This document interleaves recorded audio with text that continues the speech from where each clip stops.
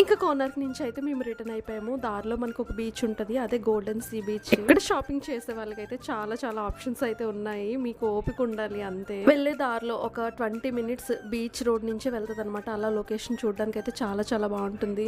Finally పూరికి అయితే వచ్చేసాము. Lunch అది ఇక్కడ అసలు ఎక్స్పెక్ట్ చేయకండి, ఫుడ్ టేస్ట్ విషయంలో అన్ని కూడా చాలా స్వీట్ గా ఉంటాయి. కొంతమందికి నచ్చచ్చు, కొంతమందికి నచ్చిపోవచ్చు. లంచ్ టైంలో వెళ్తే అక్కడ మహాప్రసాదం దొరుకుతుంది అనమాట. అది టేస్ట్ చేయండి, వెళ్ళిన వాళ్ళు ఒక్కసారైనా టేస్ట్ చేయాలంట. ఇది నేను ఎక్స్పెక్ట్ చేయలేదు. లిటరలీ ఒక 5 hours పట్టింది మాకు దర్శనానికి అయితే. లైన్లోనే చాలాసేపు ఉండిపోయాము. లోపలికి అయితే మొబైల్ ఇంకా లగేజెస్ అది ఏది అలౌడ్ లేదు. చాలా ఇబ్బంది పడ్డాం, అంత క్రౌడ్ ఉంది. ఇంకా నైట్ ఈవినింగ్ బీచ్కి అయితే వచ్చేసాము కేక్ పట్టుకొని.